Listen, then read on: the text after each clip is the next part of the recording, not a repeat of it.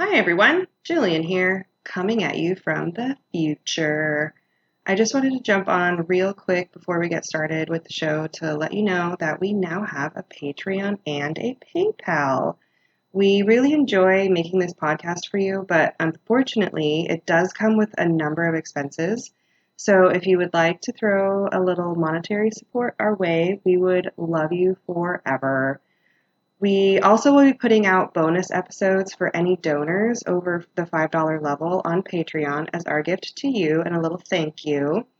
The links for both PayPal and Patreon are on our Instagram and Twitter pages, and we will be posting a link on our Facebook group as well. Instagram and Twitter are at Tales with Twins, and our Facebook group is Tales with Twins Podcast, and you'll be able to find the link there. Thanks again for all your support. We can't do this without you, and thanks for listening to my little spiel. Now let's get on with the show. Don't touch that dial. You've only just arrived. Stay a while. You have no choice.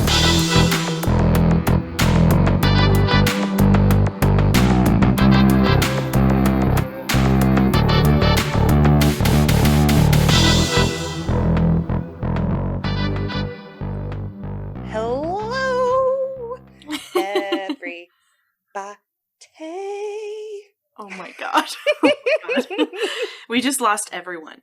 The 5 people that we had these last few episodes are now fucking gone because of you. And your fucking nonsense.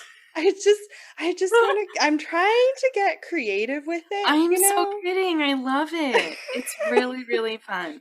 We And both it's know gonna that. retain. We're gonna retain a lot of people from your God. amazing vocalness. You and I both know that I am not a vocalist, so I'll just apologize now for that and any future singing that you hear from me. because it's gonna happen. It'll happen. I'm sure it will.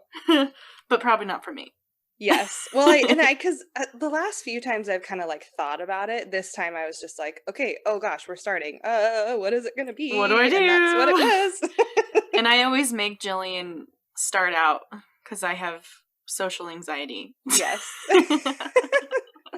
I also have social anxiety, but in a different form. Jillian hides it really well. I think I'm just like used to it. At my old job, I would have to attend parties and gatherings and, talk to people that I didn't know pretty much all the time. I also would give tours sometimes of our facility and things like that. So I'm just kind of used to bullshitting through things. I am too in professional settings, but I don't know. Not right now. Being the first one have to talk is scary. That's okay. I'm happy to do it for you. That's Thank all right. you. I'm okay to do it. Well, Jillian's always been the anyway. leader between the two of us. Yeah. Well, and it's funny because when we were kids, I remember always wanting you to go first. Oh, And yeah, that's true. And I for always the most would. part, you would. Yeah, I was a lot more social when I was young. I was definitely the like gung-ho one of the two of us, but as we've gotten older, the anxiety mosquito has gotten me. The anxiety mosquito. Oh my god. Anyone watch Big Mouth? Did you watch Big Mouth? I've heard it's good though. Oh my god, it's so good. But for just fair warning, it is extremely uncomfortable. I mean, it's like middle schoolers going through puberty. Okay. It's like 10-15. Yes, but it's very a cringy. cartoon. And they have hormone monsters, and they're so funny. But I mean, it's like full frontal animated penises. Oh my and god! Like lots of. I mean, it's not pornographic, but it's like a really awkward coming of age story. Oh my god, it's bad. So if you, it's real bad, like real bad. Okay. If like dirty talk is not okay with you, then do not watch it. But there's an anxiety mosquito that comes in the newest season that just came out on Friday. Okay. And, oh wait, no. The anxiety mosquito I think was in it before. But anyway, and the anxiety mosquito is pretty spot on. So is the depression kitty. There's the depression kitty. Depression And she kitty. literally like lays on your chest while you're in bed. And she's like, you don't need to get out of bed today. And the girl's like laying there, oh, you're right. Okay. She just lays there all day. For me, That- I would need like, oh, That's sorry, super go true. ahead, That Kat. is Yeah, very I Yes. true. bet. Yeah, I all bet. the anxiety mosquito and the depression kitty are pretty spot on. Yeah, the anxiety, for me, I think it would be anxiety kitty, where it's like, I'll just be chilling, doing my thing, and then all of a sudden it's like anxiety kitty on my chest, being like, here you go, here's some anxiety for you today. Well, so the mosquito like gets all in their faces and it like bites them. So like they'll literally be like doing nothing, and then all of a sudden like this little mosquito will be like, oh my god, don't forget that you have stage fright, and don't forget that everybody remembers what you did last summer. You know, like all those things. Like, are you ready to go to bed? Because I'm not. Like that kind of stuff. Okay, maybe the anxiety mosquito is it. But you know what? That's why I go to therapy. Yes, why I that's have- what therapy is for. Yes, regular therapy for me to deal with my insane anxiety mosquito.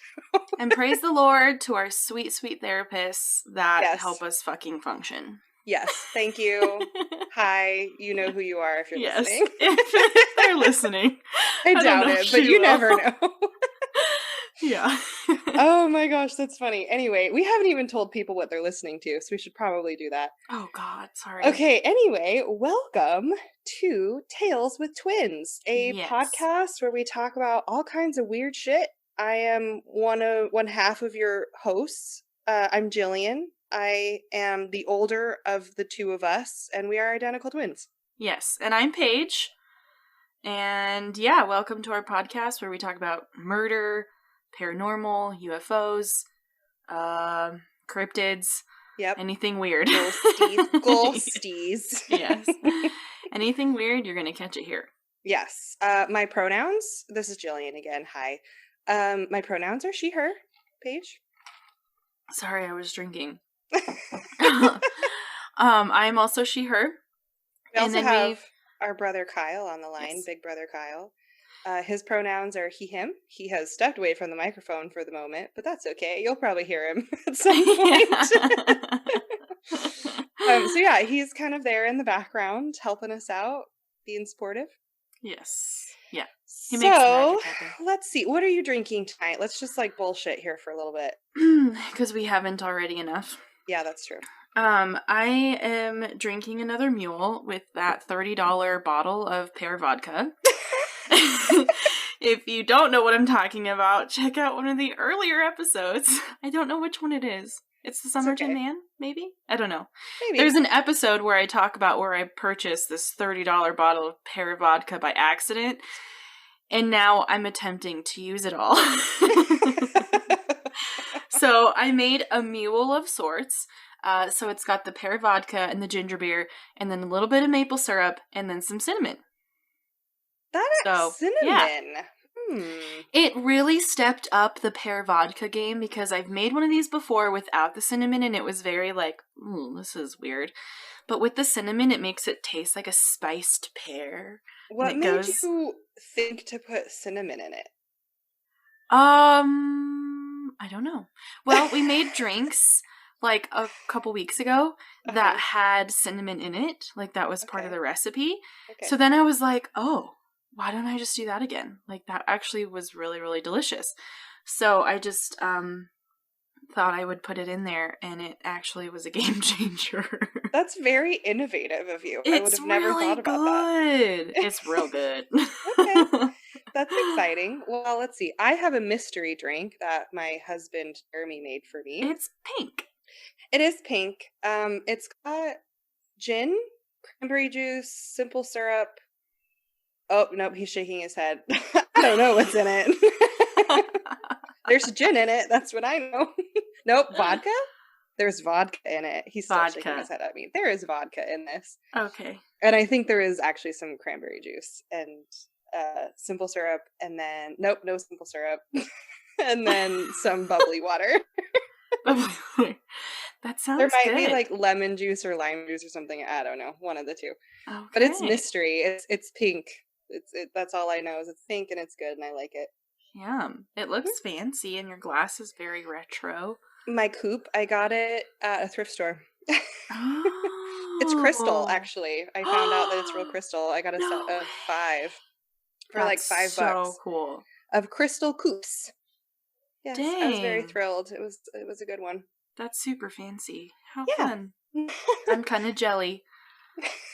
Thrift store shopping. That's, it's how you do it. That's how I roll. I also have a mismatched set of martini glasses Okay. because I couldn't find a set that I liked, so I just bought like a couple bunch of different ones. 'Cause I got the eclectic bug.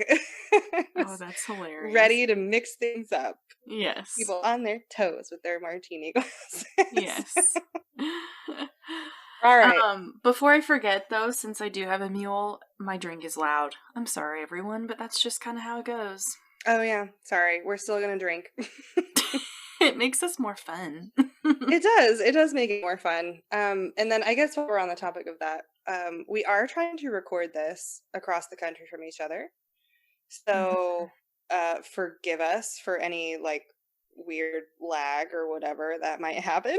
Or if there's any like weird electronic like robot-y sounds that happen, that's just because that's me. I haven't figured out my thing yet. But yeah, we're not in the same room, so that could be why. You also might hear our dogs and our spouses and whatever. So Yes. sorry, not sorry. We're human. Yes. All right, Okay. let's see here. Should we get in? Yeah, let's do it. So what we do here at Tales with Twins is one of us tells a story, in case you haven't listened before. One of us tells a story for an episode, and then the other does a story the next week, and we give each other themes every week. So last week, Paige did a story, and it was fabulous. So you should definitely go listen to our last episode if you want to hear Paige spiel about... What was it again? I'm going to not say what it was about, because we Okay. should let them listen to it. But Unfortunately, it was interesting. oh wait, no, I remember now. I already forgot. That's okay. I'm editing it, so it's fresh, but it's Okay. okay. So last week, Paige, do you want to tell the theme that you gave me last week? It was a holiday murder, right? Yes. Yes. That's the other thing, is we choose the themes for each other, and sometimes you just kind of pull one right out of your ass. Yeah, and then you forget about it 10 minutes Yes. later. Yes. So I believe it was a holiday murder. So Jillian That is correct. Perfect. Okay. Jillian's Yes. going to share I was going to say a fun story about a holiday murder, but that's not fun. No. And that does lead me into like a little disclaimer. So we're talking about murder today. Talking about a lot of things today, but murder is going to be on the brain. And we are going to probably giggle and laugh about some things, joke around about some stuff. We're not joking about murder, but there's a lot of like weird, kind of odd, quirky shit that goes on in people's lives, kind of before and around the murder, I guess. But the act of murder, we're not celebrating it. We don't like it, but we sure love to talk about it. So that's what we're going to do. Yes. So it's just like, it's one of those things that I just enjoy the story aspect of it. Yes, I and the hate that people investigation. have, It's I hate fascinating. that people have died. I hate that families have suffered, victims have suffered. It's none of that is fun, but it's just kind of, one of those things that I just kind of enjoy hearing about. I just love the story. I think it's really fascinating. Hopefully nobody's going to rake me over the coals for that, because I'm sure I'm not the only one who enjoys the occasional true crime story. Yes. So, all right, that leads me into what I have for you tonight. And I'm just going to tell you, it might be a little long. Hang in there with me, because it's pretty epic. And I actually was kind of thrilled that I found this story. Ooh, I'm excited. Yes. So Sort of. I know it's you know what we mean. Yeah, I'm scared and excited at the same time. Yes. So my sources. Let's start with that. Yes. My sources for this holiday true crime story is an episode of Snapped. It's season 14, episode 1, and it was pretty good. I actually enjoyed it. Snapped is not my favorite, like true crime docudrama thing. I will just say that the female narrators, they always get these narrators that just are so overly dramatic that it's just annoying. Yes, and I would say Snapped falls into that category for sure. Yes. I also used Murderpedia, Okay. which this is actually the first time I had been on Murderpedia. It's pretty Yeah. epic, and I will go back. It was actually quite interesting. The other one that I used a lot was filmdaily.com, and I can give you the article name later, but the title of the article I feel like would kind of give away a lot of the story, and I would rather okay. just not right now. Okay. So, but I can remind me to do that at the end, and I can cite who wrote it, the date, and the name of the article, because it's actually kind of epic. It was pretty interesting. Okay. All right, let's talk a little bit about the trigger warnings here, because there is a couple. Yes, we are talking about a sensitive topic. Keep that in mind. If you're in the car with like kids listening to this, Which I mean, one, I would be a little bit shocked. Two, you might want to like come back to this episode later. But we are going to talk about some sensitive topics here, okay? So we're going to talk about sexual assault. That is a thing. We're going to talk a lot about domestic violence. And then a couple of other things that I'm going to get to later, because again, that's going to kind of spoil the story. But I've peppered in some other trigger warnings kind of as we go. Because I have to like bait you with the other stuff, okay? Okay. And then we'll get to like the really crazy shit. So with that in mind, with the sexual assault and domestic violence topics that we're going to be talking about, I wanted to, at the top, say that if you are experiencing domestic violence or sexual assault by a partner or anything like that, you can definitely go to thehotline.org. That's thehotline.org. And you can actually, I think, chat with somebody on that, which I thought was interesting, but you should be careful because it does say on their website, if you feel like you're being tracked, if your internet history is being tracked, you should call them instead. So their phone number is 800-799-SAFE. That's 800-799-7233. So write that down if you feel like you might need it at some point. Like, seriously. You should write it down if you think you might need it. It's important, okay? So that's kind of at the top. Domestic abuse is not okay. We're not going to joke about it. It's nothing. It's not a laughing matter. So I wanted to just like right out of the gate tell people that there is help for you. Yes. All right. So are you ready? Yes. Oh my gosh, I'm kind of excited about this. Okay. I am too. All right. On December 1st, 1991, police in Costa Mesa, California, receive a telephone call from a man named Jose Esquivel, who claimed his ex-girlfriend was at his house right now, asking him to help her dispose of her husband's body. This is the story of Omaima Nelson. Omaima Nelson. Okay, Omaima. Yes. Omaima. Here we go, girlfriend. I know. It's crazy. Okay. All right. That was like my little bait and hook there. Yeah, that was the big kicker starter sentence. Yes. Intro? So, well, and it's funny because I'm telling this pretty close to how the Snapped episode told it. Because I feel like they're storytellers. They know what they're doing. So I'm kind of following that order of things. So I didn't come up with that. Snapped did it first. I just kind of, ran with it. But okay. All right. Omaima was born in 1968. I couldn't actually find her birthday. And part of that is because she was born in southern Egypt. Okay. To a very poor family, like super poor family. Her father was extremely abusive, but I also read that she was basically abused by almost everybody in her family in some sort of way. Oh God. So yeah, it's fucked up. Like all of it is just sad, and she comes from a very troubled childhood, and it just gets worse. Bummer. So we're going to talk about a very sensitive topic in a second. So I'm just going to give you another trigger warning right here. She was actually circumcised as a child. Oh no. Yes. So Oh. if Oh no. I'm not going to go into a lot of detail as to what this is. If you are curious, you should definitely do your own research on it.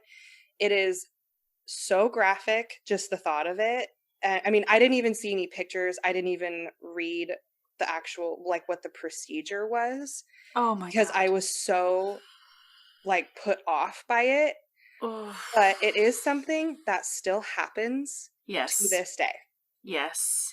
So I'm going to talk a little bit. I'm going to give you some facts on it. I'm going to give you a very brief definition of kind of a summarization of what it is, but I'm not going to be graphic with it. But I do feel like it's important for Yeah. people to know a little bit about, Yeah. because it's so awful. It's just awful. Yeah. So And there are a lot of places that still do it. yes, yeah, and it's kind of shocking. Oh yeah. Yes. So she was actually a female circumcision was performed on her by the women of her village. So it's like women doing this to women, which is really sad.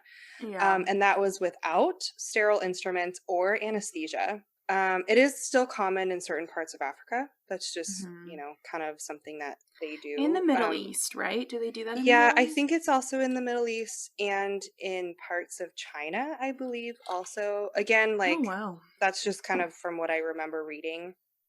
But it basically made intercourse extremely painful for her, for Omaima. We're talking about Omaima here, which is probably the most common side effect of female circumcision. Oh my god. And it's just like, so what I wrote here is it's a common side effect of this fucked up non-consensual act of violence, which in my opinion, it is 100% an act of violence. Yeah. It absolutely blew my mind. So I was really, really surprised by this. I knew it was a thing. I guess I just didn't realize that it was as common as it actually is. Yeah. So I'm going to give you, again, some brief facts about it. I'm not going to get too graphic with it, but I am about to give you a little definition of what this is.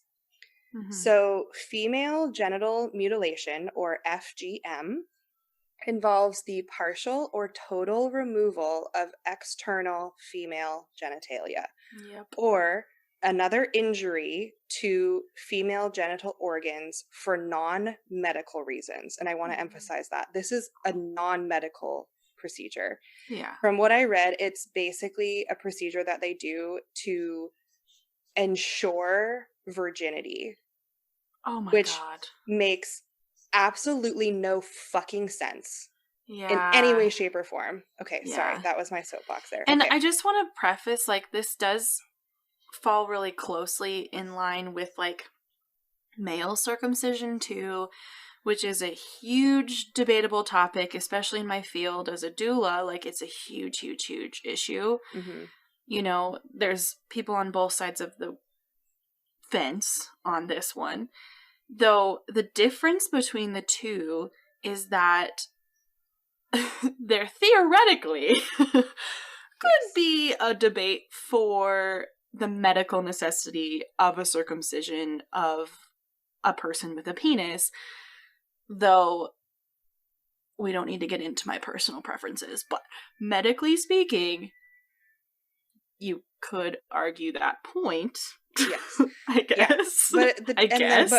But for like, females, that is just not the case at all. No. In fact, there's evidence that it causes more health issues, and it actually costs more money to the countries that are doing it. But I'll give you that stat in a second.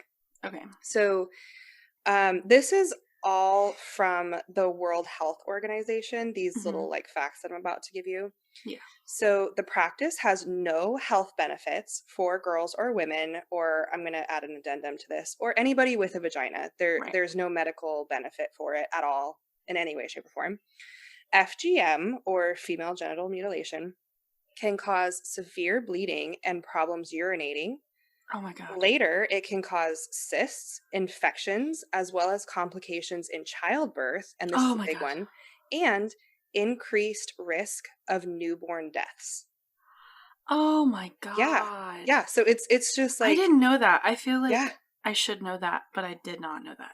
Yeah, and I'm not sure like what exactly that would entail, because I'm not a doctor, and honestly, like, I couldn't go that far because I was already crying while I was reading all of this. Again, like, this is a super hot topic, but I want to talk about it. I feel like this is important. So, more than 2 million girls and women alive today have been cut in 30 countries in Africa, the Middle East, and Asia, where FGM is concentrated. Oh my god, 2 million. Yeah, 2 million. Wow. That's, or 200, it's 200 million. Did I Oh say my 2 god. million? I meant 200 million. Oh I'm my sorry. god, wow. I was like, wow, that's a lot. And then, Oh, my yeah, no, it's God. way worse than that. Oh my land. So, FGM is considered a violation of the human rights of girls and women. Mm-hmm. The World Health Organization is opposed to all forms of FGM and is opposed to healthcare providers performing FGM, which is basically a medicalization of it, which, since there's no medical necessity to do it, then, they, shouldn't really be doing it technically. Yeah. So, treatment of health complications of FGM in 27 high prevalence countries costs $1.4 billion per year. What?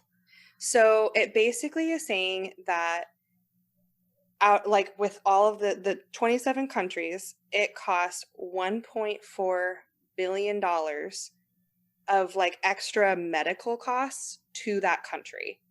Does that make sense? Oh my god, because of all the complications? If you're what? Because of all the complications? Yeah.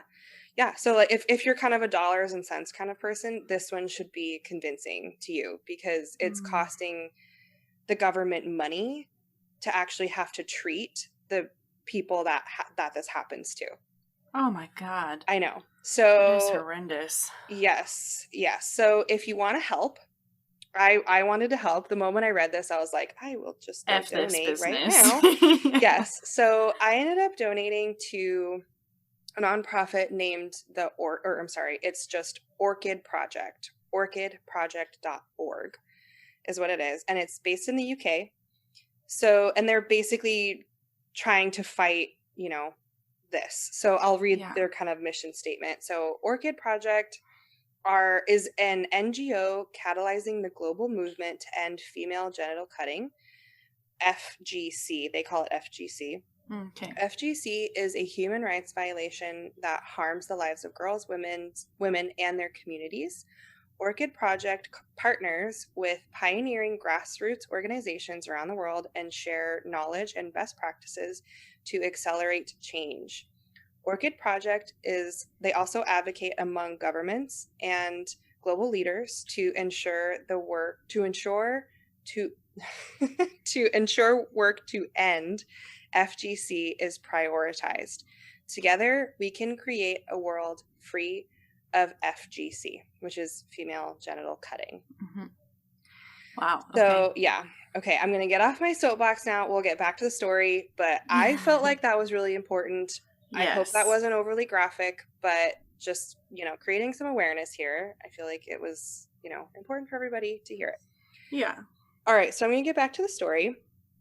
So Omaima, her parents eventually divorced, and she and her mother moved to the slums of Cairo in a part of town that was literally surrounded by cemeteries. It was just like everywhere you look, it's cemeteries all around this little, area in Cairo. So on the Snapped episode, they kind of implied that added to her fascination with death a little bit. Oh my god. I know. I feel like that might be a little bit of a stretch, but I don't know. Who knows? You never know, but that does seem a little bit like, that seems... Yeah. No, I don't... Yeah, I think they were reaching a little bit, but, it was for dramatic effect, I'm sure. Yeah. So when she was 18, she met a Texas oil worker. Her mother basically convinced her to marry him so that she could become an American citizen and live in the U.S. Okay. They quickly got divorced. I can't imagine why. Right. So after moving back was to the it US, like an official green card marriage? Or... No, I think so. Again, the Snapped episode basically, so a detective with this case described her as a low rent gold digger, I believe. I quote him later on, but it was, Oh my I think God. this is kind of where it starts, where she's just like, I need a man to take care of me, and this is what it's going to be. So I'm sure she probably, just from knowing her history, I don't think she had a lot of desire to make this marriage work. Okay. He was quite a bit older than her. I don't have a lot of information on him. I don't even have his name. Okay. But I know that he was older than her, and that was also kind of her style. She liked Okay. older guys that could, you know, quote unquote, take care of her, I guess, if you will. Yeah. So shortly after they move to the US, they divorce. And she starts to regularly pick up men in bars and drift from relationship to relationship. Okay. And she'd kind of like move in with them for a little while, and then she'd leave and then move on to the next guy and kind of do the same thing. Mm-hmm. So eventually she moves to Orange County, California, Okay. and works as a nanny.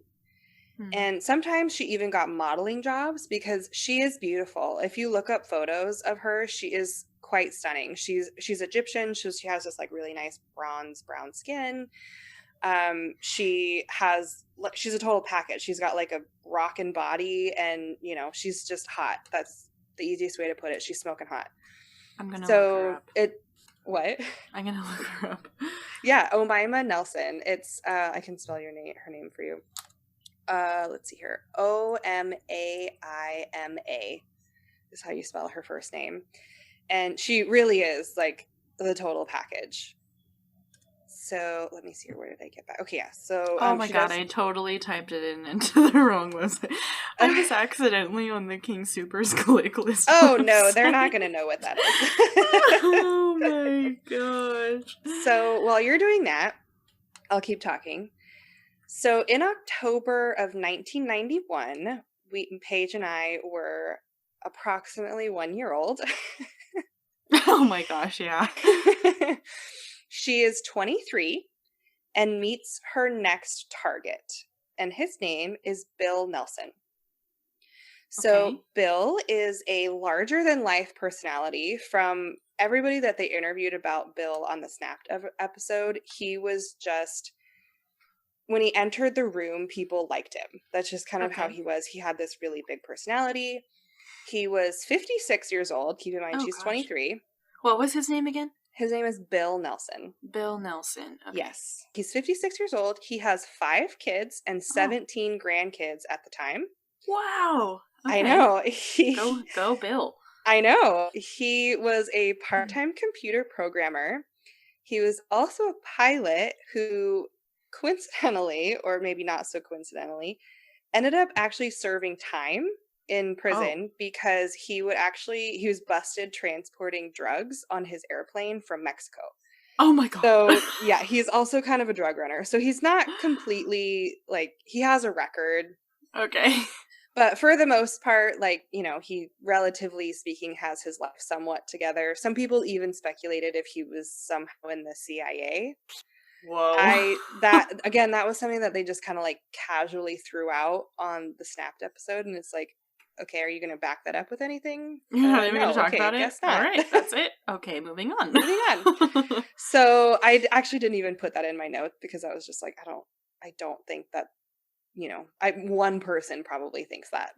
So anyway, but they basically have this wild whirlwind romance, and I mean, it's fast. So they were married within weeks of meeting each other. Oh, wow. Full on, like, moved in, married, done deal within like a couple weeks. It was kind of insane. Oh, God. So they end up going on a road trip and stop somewhere in Arizona, and they're married by a justice of the peace.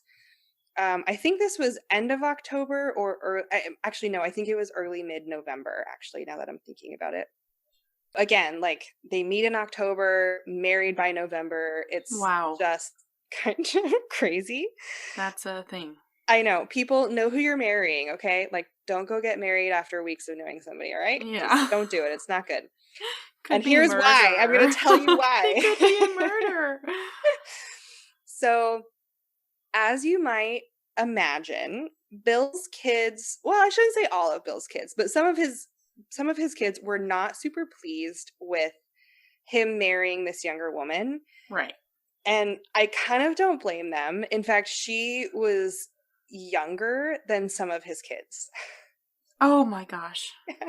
So, of course, like, they're just like, great, my dad's new wife, who's, a couple years older than me. That's fun. And she's 23. Like, Oh my God. it's kind of crazy. After their road trip, Bill and Omaima head back to California for Thanksgiving. Thanksgiving in 1991 was on November 28th, and Bill actually called his stepdaughter to see if she wanted to come over for Thanksgiving. She flat out was like, no, not doing it, because she disliked Omaima so much, and she Oh my actually gosh. refused to come. Okay. So, but she did say that Bill assured her that everything was great and they would have a nice turkey dinner and it would be fine, Yeah. Like, it was basically kind of a catching up phone call. And as far as I know, it ended amicably and, fine. Okay. So, but at some point, their nice Thanksgiving evening changes. Doesn't go so well. Yes. So I'm going to fast forward a little bit. Let's go back to Jose Esquivel, who I mentioned in my little opener. Yeah. On December 1st, so keep in mind a little timeline here. November 28th is Thanksgiving. Okay. December 1st, 1991, Jose hears a incessant pounding on his front door and doesn't immediately recognize who's knocking on his door. So he ignores it, which 100% don't blame him. Like, Yes. You don't know who's knocking at your door, you don't answer it. That's just plain and simple. So the person eventually goes away, and after he kind of gives it some time, he ends up leaving his house at some point, and then when he comes back, he's essentially accosted at his front door by this person. Oh, how scary. Yeah, it sounds like she was just like waiting for him. So it was her? Yeah, so when she comes up to him, he finally realizes, oh, I know her. And they had actually dated very casually for a short period of time because that was kind of her MO. She'd, again, like kind of move from guy to guy. Mm-hmm. So I think that was also part of the reason why he probably didn't really recognize her. She was just like kind of there and gone in an instant. Right. So she ends up kind of just begging him to come inside, let her inside. So he brings her inside. She's all upset, of course. Mm-hmm. And she tells him a crazy story. Okay, you ready? Oh, man. So she was clearly upset and stated that her husband, Bill, had tied her up and was beating her and raping her for the last 2 days. Oh, my God. Yeah. So, and we're not going to victim blame here. That's awful. Yeah. I'm going to say that right there. It's terrible. She, at some point, manages to... But is it true? Do we know if that... We're going to find out. Okay. Well, a little bit. We'll find out. You can make your own assumptions, but I'm going to give you what I know. Okay. So she says that he tied her up and was, basically assaulting her for days. He tied her to the bed. So she managed to, at some point, get her arm free of the restraints that she had on the bed. Yeah. And grabbed a lamp next to the bed and hit him on the head with it and killed him. And then dismembered him. Oh, God. Yeah. Oh, yeah. This is going to get crazy. We're going to get deep with this one, okay, guys? Oh, my God. Get ready for a wild fucking ride, okay? Okay, wait. So this all is happening within, 3 months of knowing each other, right? This is all happening within, 1 month of knowing each other. Okay, but they met in October, got married in November, mm-hmm. So 2 months-ish. Yeah, at most 2 months. And that's assuming that they met at the beginning of October, which we don't really know. Okay. I from the timeline, it says that they were married within weeks of knowing each other. So I think that it's more likely that they were... Actually, you know what? I think it's in my notes somewhere. I think they were married for a little over a month. Okay. They were met and married basically at a month and a half, I think. Okay. And then one of them is dead. And I just wanted to make sure this wasn't the following year. No, this all happens within weeks of them meeting each other.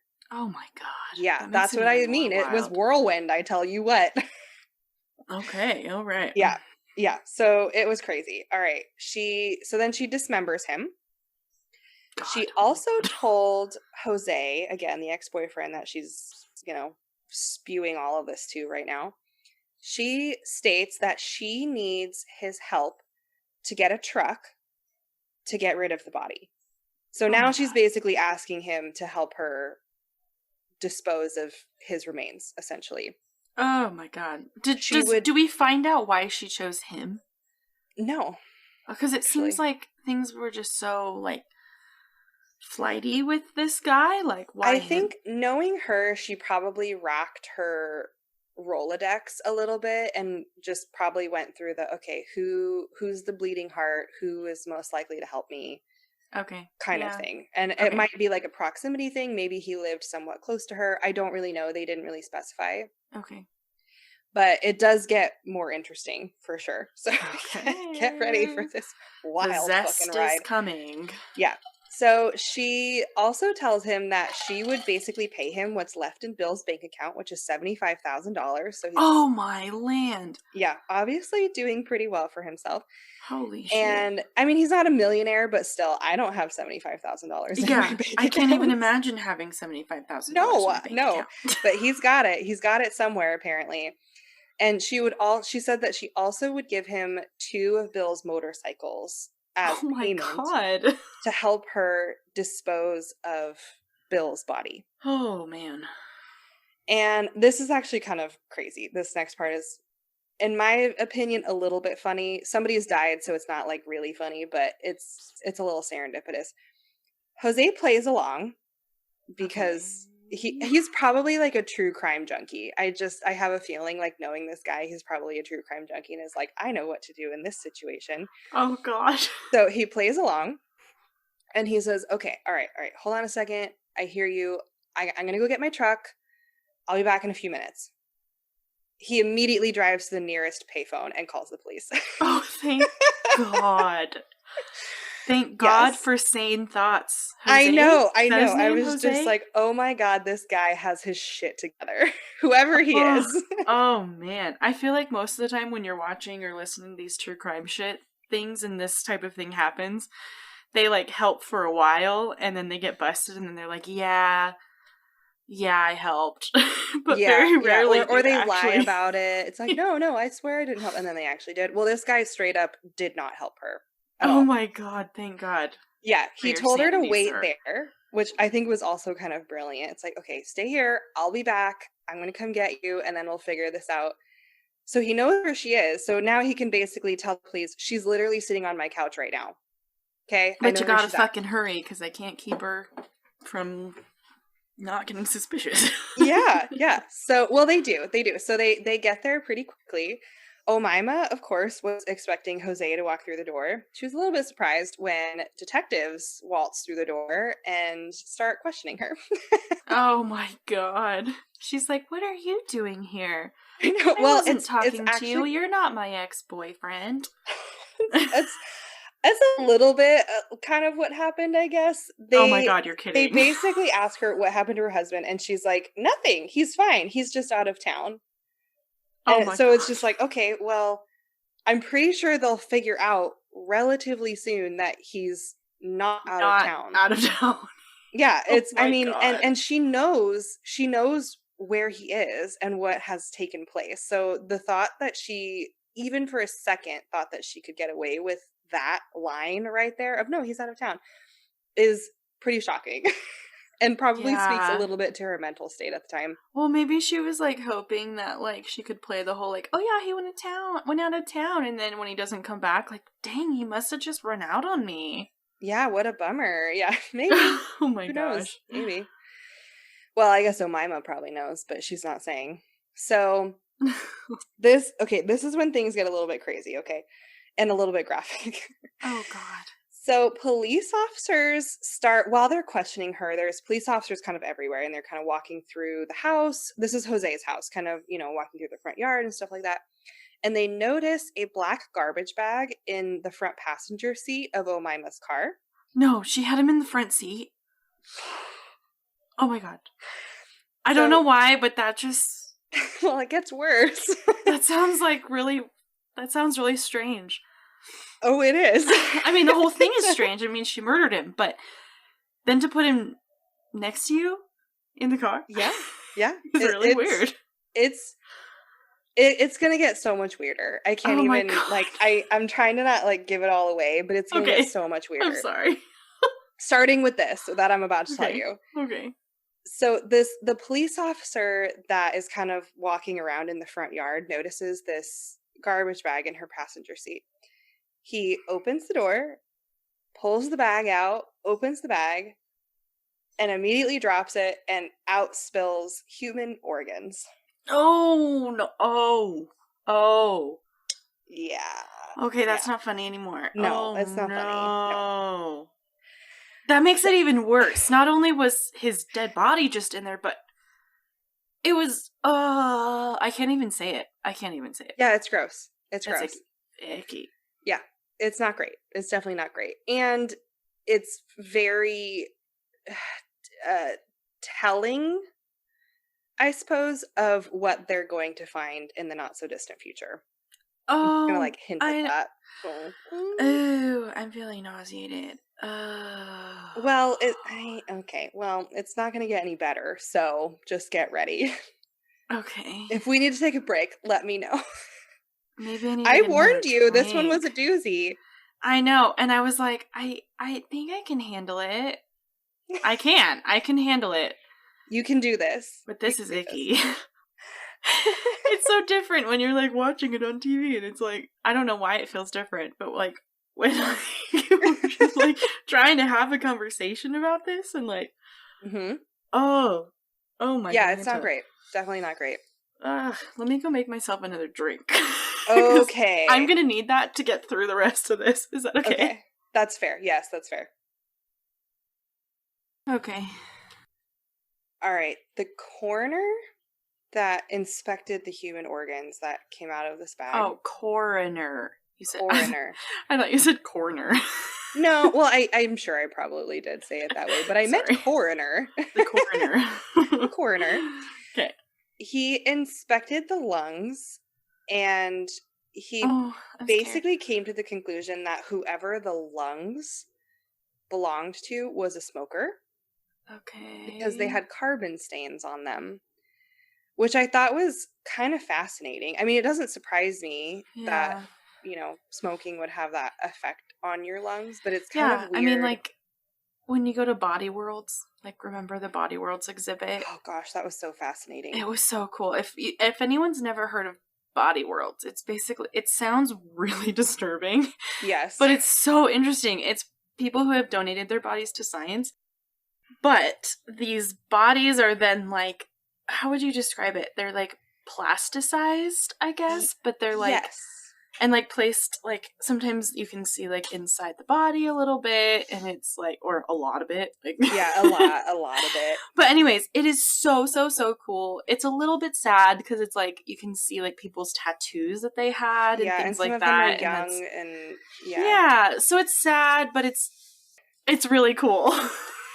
Yeah, and part of it is the way that they display these bodies is, it's going to sound kind of weird, but they're posed almost like statues, you know, like they're doing things. Yeah, like there's ones of people running, so you can see, like, the muscles and stuff like that. But where I was going with this was, like, the Body Worlds exhibit had, like, lungs of, like, people who had not smoked and then, like, were really bad smokers. Yeah. And, like, the progression of the darkening of the lungs was shocking. Very, very fascinating. And we went when we were pretty young. Mm-hmm. And I remember looking at that and being like, wow, if I even smoke one little cigarette, my lungs are going to look like that. I think that's a bit of a stretch, but I get it. It is. We're young. But it deterred me. It did. I will say, Body Worlds was a good deterrent for not smoking. If nothing else, it was that. It worked for me too for a little while. When I was just like, who cares if I have black lungs? I'm okay with my black lungs.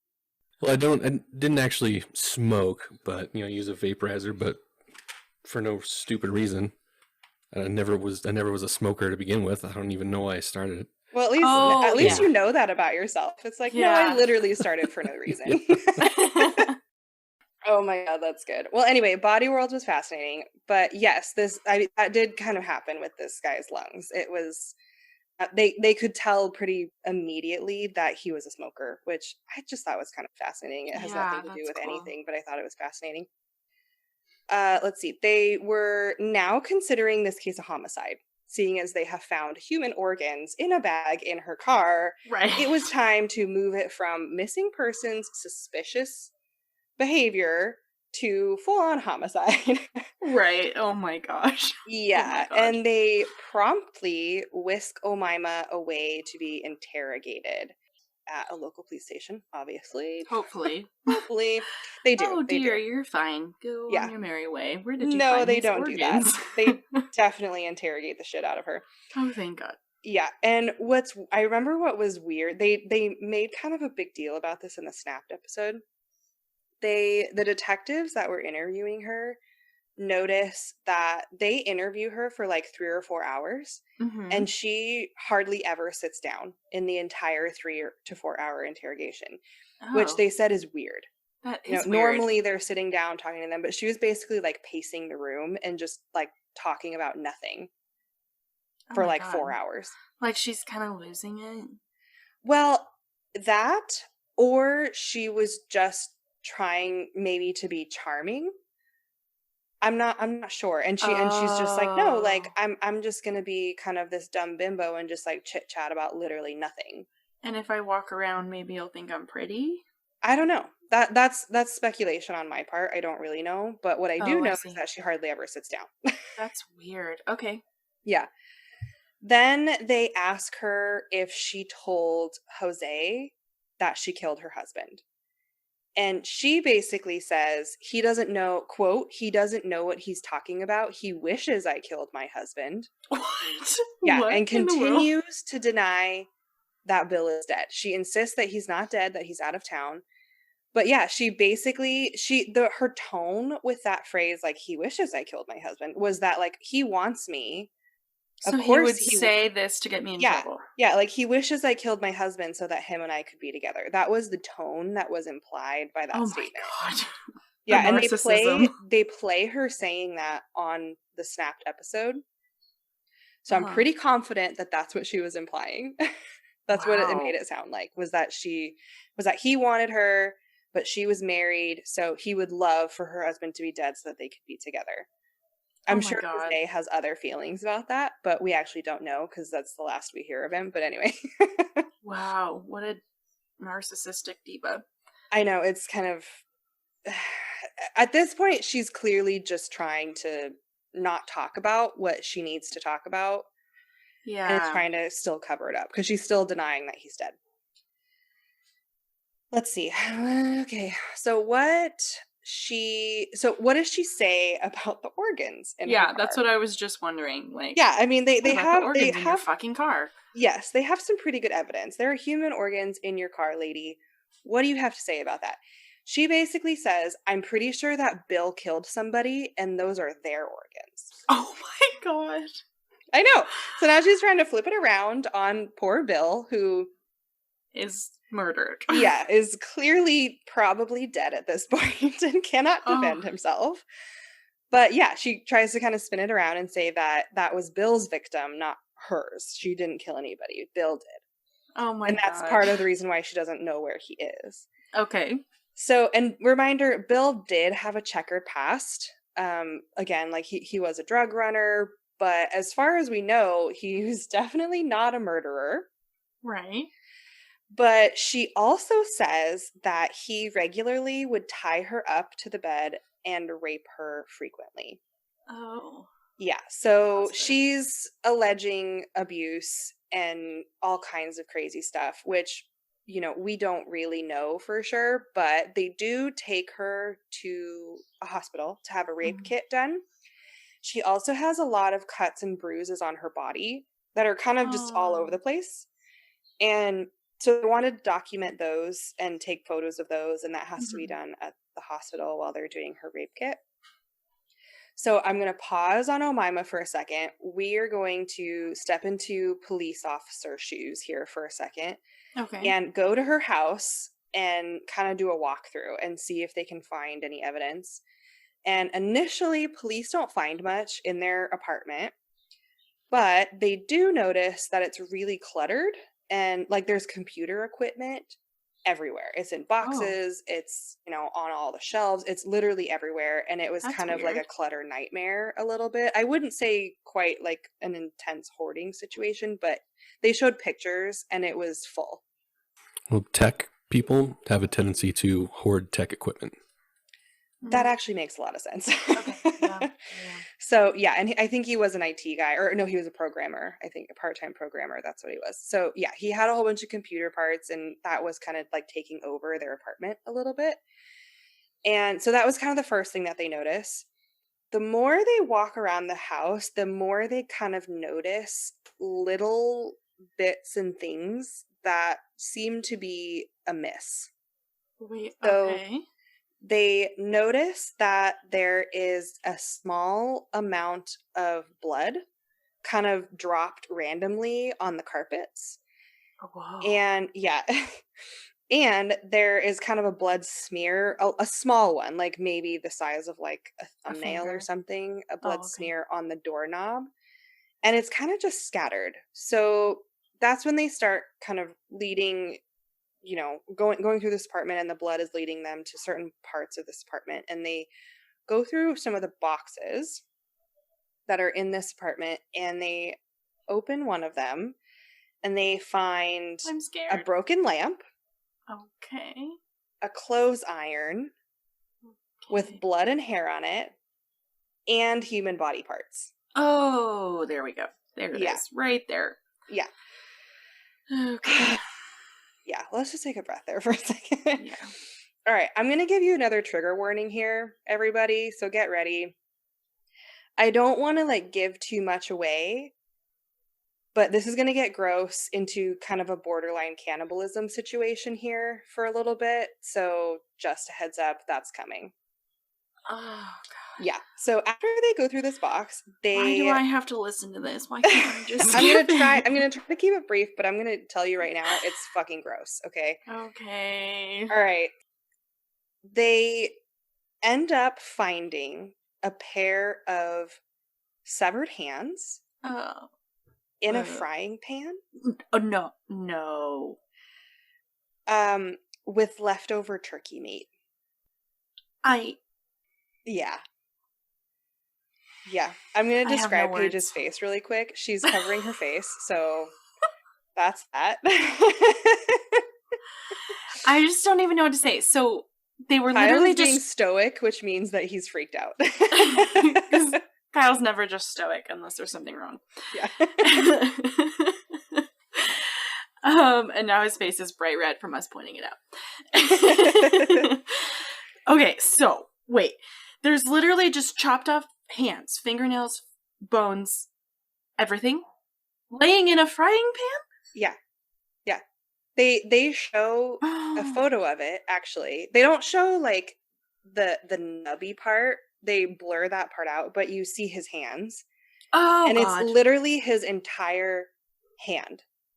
Just like kind of cut off at the wrist or just after the wrist. Oh. Yeah. Oh my. But okay. hold on a second, because this is going to get worse. So Really? yeah, it is. But it's gonna be quick. It's just I can't this handle anymore. next sentence that I'm about to tell you is the worst part, and then we're done with it, okay? Okay, all right, let's rip All right. off the Band-Aid. Here we go. All right, we're gonna rip off this fucking Band-Aid. All right, after they find the hands in the frying pan, they continue to go through what's in the kitchen. So they open the freezer, they find hot dogs, frozen peas and carrots, and Bill's deep fried head.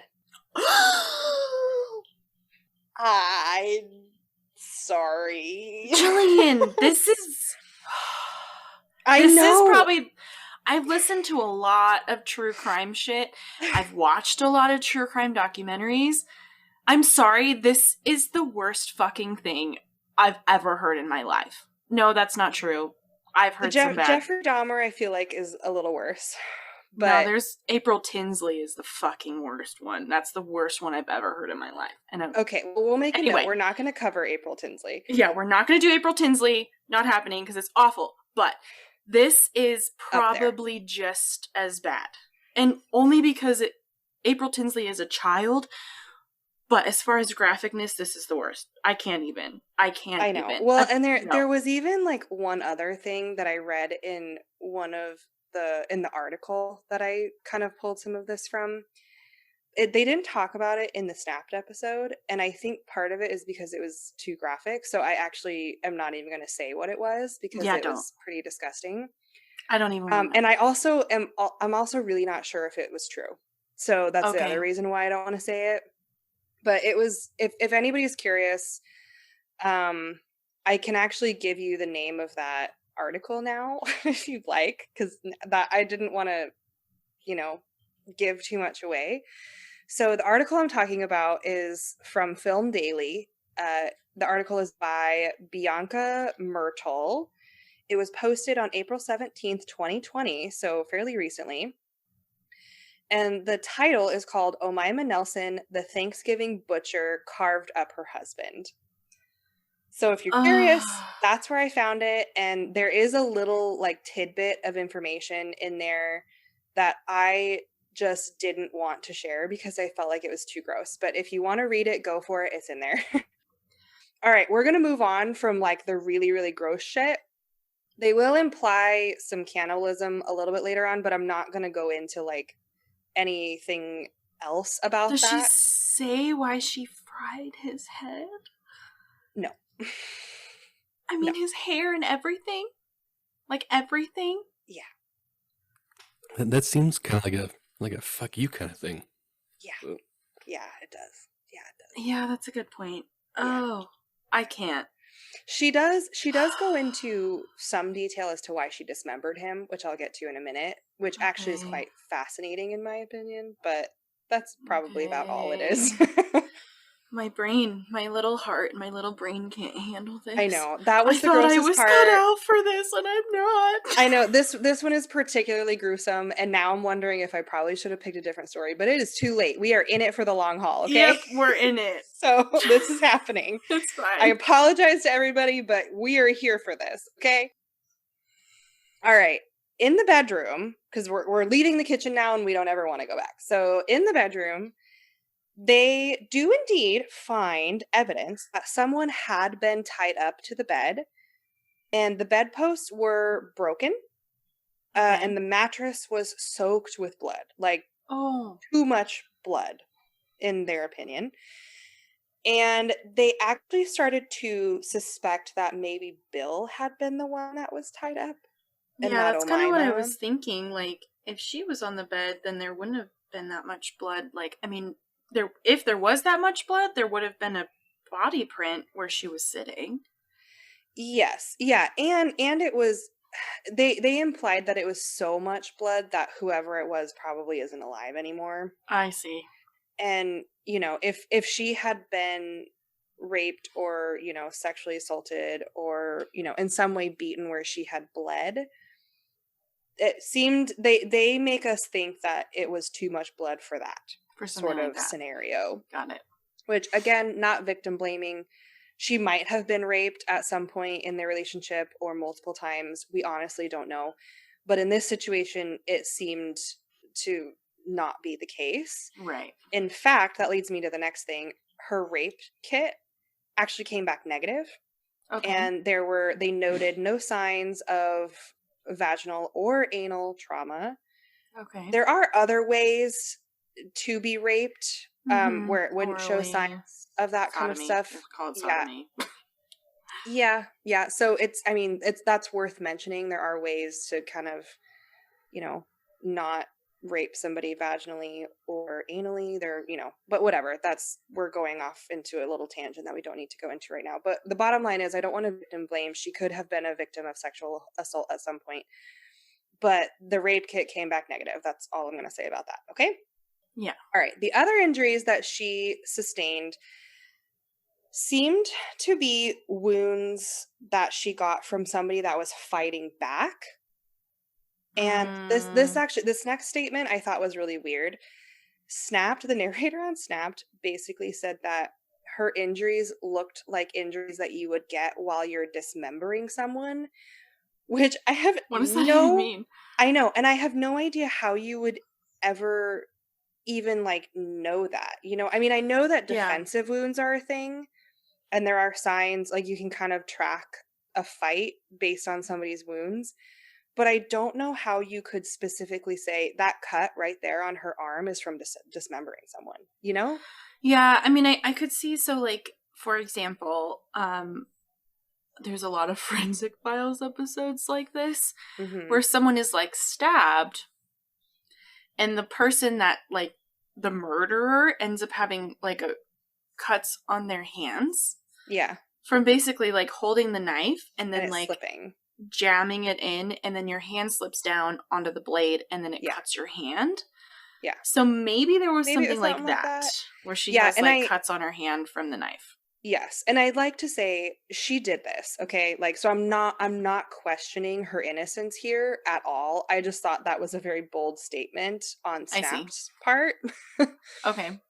But, and I just thought that phrasing was really weird, but she 100% did this, so I'm not denying that at all. And in fact, she eventually confesses to this crime after being confronted with all of this evidence. She does eventually confess. She now admits that she did, in fact, kill Bill. No pun intended, but she did, in fact, kill Bill. And, but, okay, flip side to that, she doesn't actually remember doing it. And, I mean, who knows? Like, trauma, we don't need to go into it, but she basically says, quote, "All I remember, I get up, like I said, and I find him in a trash bag. I wish I knew how I killed him. Something inside me told me that I had to do it like demons." That's what she said. Oh, no. So she definitely did it. She is implying that somebody in her head told her to do it. You know, either way, she did it. Okay. Yeah. She claims that she was on drugs and was being abused at the time. And she says she basically had a vision of two women with blood all over them. And they were telling her, "He must die, he must die." So again, implying that voices in her head are telling her to kill him. After her confession, she says that she wants to talk to a psychiatrist. And in fact, there was kind of a funny quote, because they play the recording of some of the stuff that she says, and she basically is like, "So I guess I should go see a psychiatrist now, right?" Like, oh my god. And it's like, yeah, honey, yeah, you should definitely do that. I might maybe need some help, though I'm not sure. Yeah. But first, she's actually booked on a murder charge. So before she can even see a psychiatrist or anything like that, she's booked on a murder charge. Right. Of course, which makes sense. While all of this is going on, it is confirmed that the remains found in the apartment and in her car are indeed Bill Nelson. Oh. He has 25 wounds to his skull. Oh, no. Oh, yeah. No. And they said that the way he was dismembered was so precise and refined that they wondered if maybe she had done it before. Oh, yeah. Man. Yeah, I don't know. Maybe she's, maybe she just gets it. That sounds terrible, but it made them wonder, for sure. All right, I'm going to go into a little bit more of the cannibalism stuff. It's not going to be that detailed, but I'm just going to talk about why they think that she might have eaten him. I mean, besides the fact that he was mixed in with food, but anyway. All right, as regular procedure, calls for, the coroner weighed Bill's remains and noticed that approximately 180 pounds of his body was missing. Oh. But I'm going to tell you a little bit more. I'm going to tell you right now, she did not eat 180 pounds of Bill. She did. That's just not a thing. Okay. So we're going to talk a little bit more about it. I know we're going to talk a little bit more about it in a second, but this is going to get a little bit graphic, not fried head graphic, but Oh, I can't Again, get past that. I know it's I'm not going to brutal. sleep after this. I'm This is sorry. bad fucking news. I'm sorry. Dear Lord, we should have started with something lighter. I know, I'm sorry. I'm sorry. Our first true crime, and I can't hack it, y'all. Well, now we've like set the bar, and now you know what you can handle. So Yeah, we've at we least now gotten that know I far. can't handle fried heads and whole hands in a frying pan. Yeah, well, we're going to talk about his ribs in a minute, but that's later. Oh, man. I know. It's not quite as graphic. It's gross. What she says about it is gross. But anyway. All right. Okay. So, according to a neighbor who lived, we're going to talk about the missing 180 pounds. Okay. Just to bring Oh it my back. God, did she give them to the neighbor? No. Oh. She did not give them to the neighbor. Don't worry. Oh, thank God. According to the neighbor who lived next door to them, the garbage disposal was running basically nonstop for like 2 days. What? Yeah, until it finally broke on Saturday night, which is why she ultimately went to Jose Esquivel's house to ask him for help. Why didn't she just have someone... I'm sorry, this is really weird, but why didn't she just have someone replace her garbage disposal? And finish the job at that point. I don't know. I'm not saying that needed to happen, but I'm just like, why was her assumption like, I'm gonna go have someone help me do this, as opposed to like, oh, if I just get a new garbage disposal. Yes. Well, I mean, if you think about it, that's her MO. Like, she likes to be taken care of. That's kind of her thing.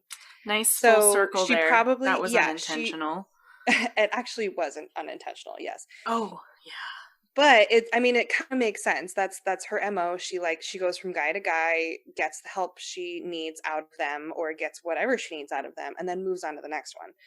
And that's essentially what she was kind of doing here. You know, she was done with Bill, now she's on to the next one. She needs a man to take care of her, and this is one of those times where she needs a man's help to do it. All right, yeah.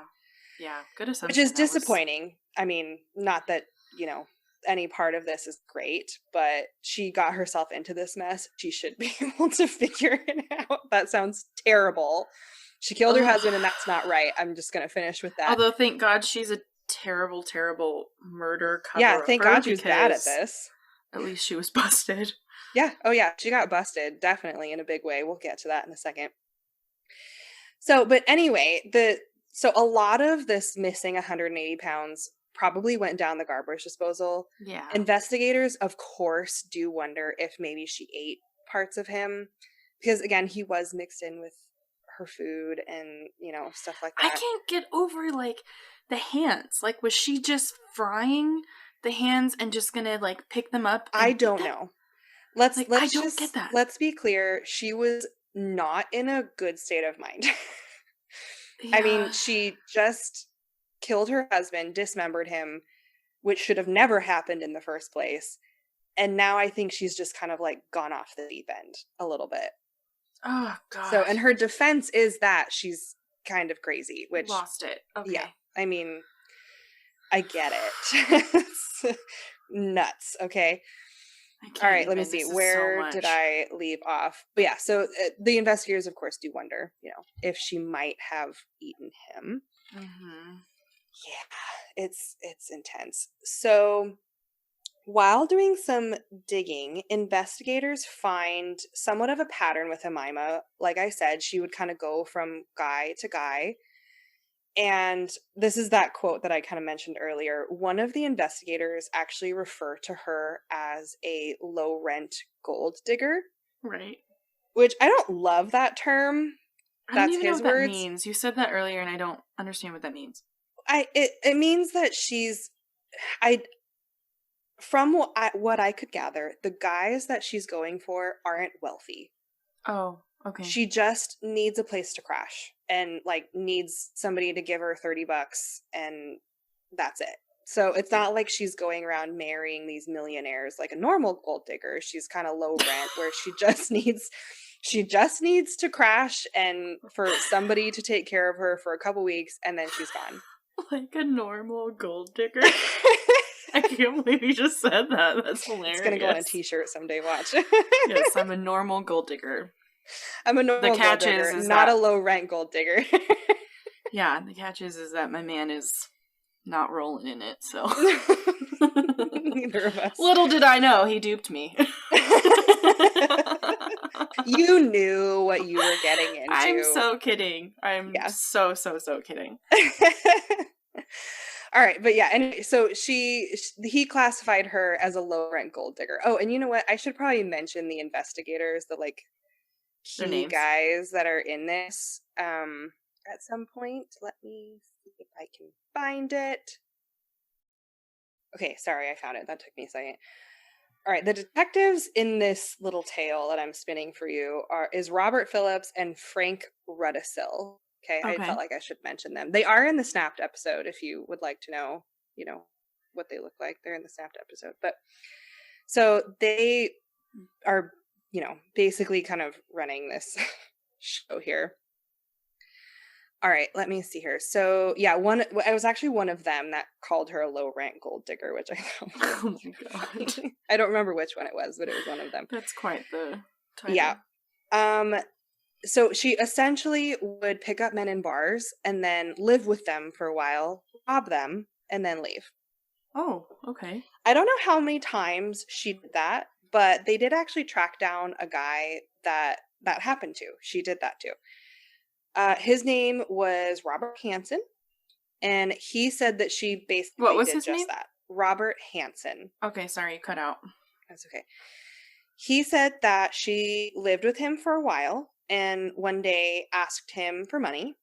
He basically said, sure, but what do I get out of this? Which is 100% creepy and gross, but either way it happened. So she said that she wanted to tie him to the bed. Oh. He's, of course, like, okay, cool. Like, that sounds hot. This is hot. Yeah. He's also elderly. They show him in the Snapped episode. He's, like, white-haired, like, older dude for sure. Wow. Yeah, which kind of adds, a little bit of flavor, considering I guess, she was, 23 when she murdered her husband? Yeah, she was 23 when she murdered Bill. So she was younger than 23. Yeah, when she met Robert Hansen. Okay. But you know what? Like, if he's willing to pay her and she's willing to be paid for sex, and she's old enough, so yeah, whatever. But either way, I felt like that was kind of creepy. So she ties him to the bed, and she then asks him for money again. When he refuses, she pulls a gun on him. Oh. Yeah. So she's kind of, I imagine her kind of amping herself up and trying to figure out like what she's going to do next. Like, meanwhile, things are progressing. Yeah. Meanwhile, he somehow manages to get out of his restraints and grabs the gun from her, which is bold. Yes. So I applaud him for that. And then basically just boots her out of the house. And doesn't even call the police. No. You know why? He was embarrassed. Yes. He was embarrassed that he had been taken advantage of, which I shouldn't laugh, like that's... Yeah, sorry. For a man that probably... I was laughing because I guessed it. Yeah, that you guessed it, and it was, obvious. But no, it's not great. Like, she clearly was attempting to rob him and held a gun to him. Like, that's not cool. But yes, he was embarrassed that it happened, and he didn't want to report it. So he just kind of let it go. Yeah. But after he came to the police with this story, they decide to tack assault onto her charges and basically wrap Robert Hansen's assault into this murder charge. So now she's bold, because if something falls through, then yeah, they have nothing else. Yeah, but he is basically an eyewitness to this and is clearly showing that she is capable of, at the very least, holding a gun to someone.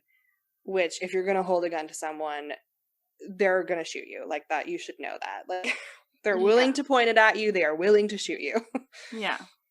So, that was kind of a big turning point, I think, for the defense case, which I thought was, helpful to them, at least, that there was this person saying, like, no, this actually did happen to me, and she is kind of crazy and tried to rob me.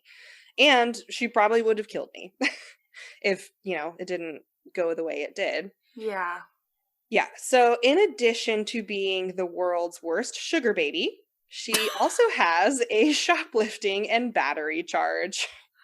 Oh my God. Yeah, this is crazy. This really has nothing to do with anything. I could have just left it at that, but this is kind of a crazy story. So she was essentially caught stealing at a store, and 2 female security guards tried to stop her. And she bites one of them on the breast. No. Yeah, and Oh my God. the Sorry, that was snapped, really loud. Oh my no, God. it's okay. I kind of expected that.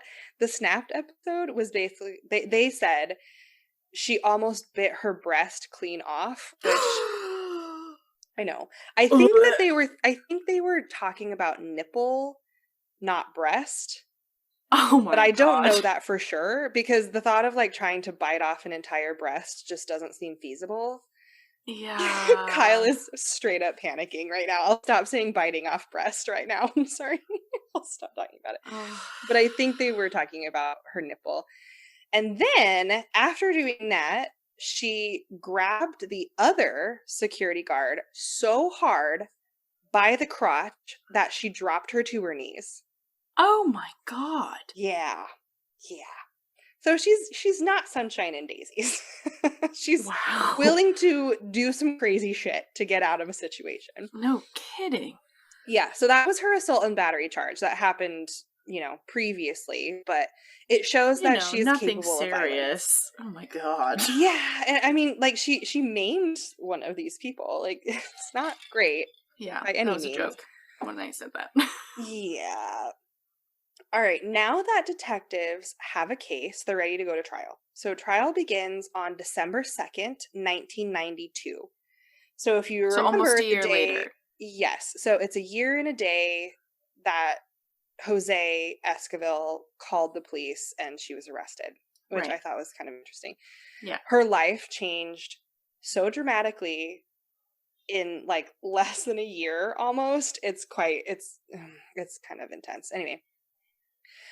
All right, so she was arrested on December 1st. Trial begins December 2nd, 1992. Almost a year later, prosecutors present their case, and they're charging her with first-degree murder and assault, but second-degree murder is also in the running as well.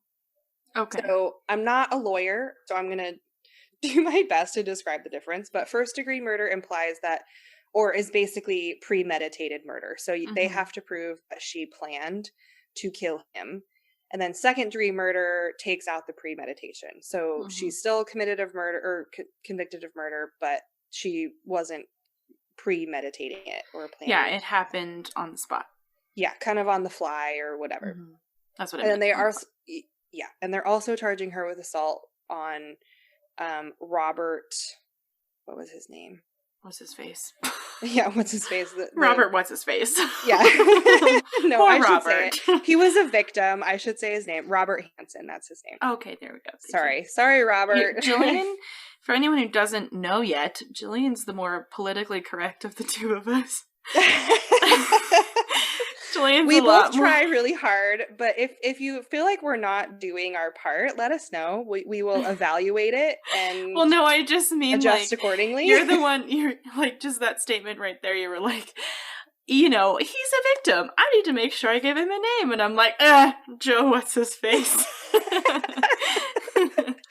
I want to be clear. I don't love this guy. Like, he sounds kind of creepy, but in the end, he was a victim. He was a victim of assault, and, being confronted by someone with a gun was frightening, and, So, yes, I do consider him a victim. Well, yes, but I'm still just like, No, I forgot his name already. We'll just move on. Robert, whatever his name is. Oh my god, that's fine. It's all right. Sorry, I even Robert, had it whatever your name is. If you ever hear this, right here in the next sentence, and I didn't even see it. All right, Robert Hansen, that's his name. There we go. There it is. All right, so the assault of Robert Hansen is tagged on there. They theorize that the prosecution theorizes that Bill entered into a consensual bondage situation where he allowed Omaima to tie him to the bed. They Sure. also theorize that she then asked him for money, Oh my god. which he refused to give her, and she then flew into Aren't a they rage. married? Yes, but that's kind of her deal. Like, it's just she tends to go for guys, ask them for money, they give her money, and that's it. Like, I don't think think about it. They were married weeks after knowing each other. There was no planning of, okay, do we get joint bank accounts or separate bank accounts? Who should we put the house in? Like, whose name should we put the house in? There was none of that. Okay. It's, we're going to get married by the justice of the peace. Done deal. Here we go. Like, I don't think they thought twice about whose money was whose and if they would, share it or whatever. I think it was just implied that if she needed money, she'd ask. Okay. And that's kind of how she rolls. That's her MO. Yeah. Sorry. All right, didn't let's mean see. to So derail. after he denied her money, she flew into a rage, grabbed a lamp, and smashed it over his head. Then she took the clothes iron, because remember they found a clothes iron in one of the boxes. And you mean like a pressing iron? Yes. Right? Okay. Yes. I mean like what you use with an ironing board when you're pressing Clothes. nice shirts. Yeah. Okay. Yes. Which I So have one, but used maybe twice. Yes. I think most. I shouldn't say most people, Because but I'm a millennial. Okay. yeah, I was gonna say millennials probably don't whip out I'm their a iron all the normal time. millennial, so I don't fucking use my iron. I think that's fair. I am also the same way. In fact, I'm wondering where my iron even is at this particular moment in time. I do know where mine is. That's a step. That's a step. Well, Kyle, either way, do you know she where knew... your iron is? It's late at night. Do you know where your iron is? No, he doesn't know either. That Well, was either a way, joke. she knew where her iron was because she grabbed it and then hit him several times with it. Oh my god. Oh She my then God. grabbed a pair of scissors and stabbed him. Oh, there it is. Okay. Yes. I will say, I'm pretty sure he was, I think, dead by the time she stabbed him. Or at least unconscious? Yeah, they didn't actually specify, like, at what point in this very gruesome series of events he actually succumbed to his injuries, but Oh my god. yeah, they speculate that that's what happened. So, lamp, iron, stabby with the scissors. It's not great. It's definitely not great. Yeah, and if you think about it, that is essentially what happened to Robert Hansen. She asked him for money. He says, okay, what do I get out of it? I'm going to tie you to bed. She assaults him with the gun, basically. Oh god. Yeah, and so Robert Hansen actually does testify to his experience. So he redeems himself a little bit by not, reporting the initial encounter to police. That probably isn't a fair statement, but yeah, either way, he testifies to it, and so now they have it on record, and the assault charge is in her charges as well, so her list of charges. So it's happening. He's getting justice for now. Yeah. All right, trigger warning. Once again, we're going to talk about suspected cannibalism here for a minute. Detective Rudisil, who I mentioned earlier, he's one of the Costa County detectives, says that during her confession, she said that she actually cooked his ribs in the oven and put barbecue sauce on them. No. Do you not want me to say what she said about that? We have to, for the sake of our podcast, but everybody feel really sorry for me because I can't skip ahead. All right. I'm gonna talk about what she said about his ribs. So if that is not comfortable to you, just skip ahead like 10 seconds, okay? Ugh, I signed up for this. This is my own fault. Yeah, you did. So she said, quote, "It tasted sweet just like I like it." Oh no! Oh, Yeah. Oh no! Oh, Yeah. oh my! Yeah, I'm sorry. Sorry, a everybody. This is happening. That is a thing. Oh my god. Yeah. Okay, that's it though. We're not going to talk about it anymore. Omaima, I will say, later denies having Done eaten that? him. Yeah. So she says, quote, "I swear to God, I did not eat any part of him. I'm not a monster." Then And why then, would you say that? well, it's just like, okay, well, I swear to God, I did not eat any part of him. I'm not a monster. And then the commissioner in this tale, her name is Cynthia Fritz, then asked, "What was your purpose in cooking him?" To that response, which is a valid response. Like, I didn't eat Yes. him. Well, then why did you cook him? Yeah, And we know she you cooked him declined because to you fried answer. his fucking head. Yes. Oh Yeah. my god. And then, so Omaima... She wouldn't answer? No, she declined to answer. That says everything we need to know. I kind of thought so too, actually. But we will leave She that did up to it. our imaginations, I suppose. She did it, and it's... Ew. Yes. All right, I'm almost done. I'm on my last page. Her defense team is made up of two gentlemen. I'm sure there are more, but these were the people that were in the Snapped episode. Thomas Mooney and Terrence Scott are her defense lawyers. They actually don't deny that she didn't kill him. They are very upfront with like, no, like, she definitely did kill him. Wait, But you said they didn't deny that she didn't kill him. Is that right? yes, is that right linguistically? Okay, Kyle They know is she shaking fucking his head did yes, it, is so. what you're saying. Yes, yeah, they know she did it, and they're acknowledging that she did it. That's what I mean. Okay. Sorry. And they are basically claiming that it was self-defense, which is a valid self-defense. You know, if she's saying that she was raped and, you know, brutalized a lot by Bill, it, you know, could lead you to think that it could have been self-defense. So forensic psychologist Nancy Kaiser, I think it's Kaiser, it could be Kaiser, but I think it's Kaiser. It's Kaser. Okay. Evaluated Omaima. So she was the psychologist that Omaima Eventually basically ends up wanted. seeing. Yeah, and she's a forensic psychologist. And so she knows what the fuck she's talking about. And I actually really enjoyed listening to her because she had a bit of empathy, I felt like, for Omaima's mental state, which I thought was kind of interesting, especially because she's a forensic psychologist. What a job. I know that you probably hear the worst of the worst. Yes, I wonder who her psychologist is, because that person guacamole. is probably like, oh my god. Oh my god. Yeah, so Nancy evaluated Omaima and testified that her experiences with her abusive family and the female circumcision that she had to endure gave her severe PTSD, which it would. That would 100% do it. And she basically created a fantasy world inside of her head that she would retreat into anytime things got bad. Okay. Which, again, could explain why she might not remember killing Bill. You know, that's speculation on my part.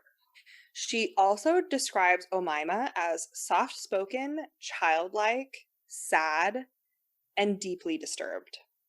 Oh my gosh. Yeah. Nancy said that Omaima believes that she is a descendant of ancient Egyptians and that her past ancestors talk and act through her, and that they were the ones... and act through her? Yes, so they make her do things, basically. Right. Sorry, you just cut out, so I just wanted to make sure. Oh, sorry. And that they were basically the ones that told her to kill and dismember her husband. Oh my land. Yeah, it's brutal. Thomas Mooney, her lawyer, said on the Snapped episode that ancient Egyptians believe that if your body is scattered or dismembered, essentially, you can't go to the afterlife. Oh. Yeah, and so why she dismembered him was basically her making sure that if she ever got to the afterlife, Bill would not be there to torment her. Oh my god, that makes it even worse. I know. Well, it's kind of sad.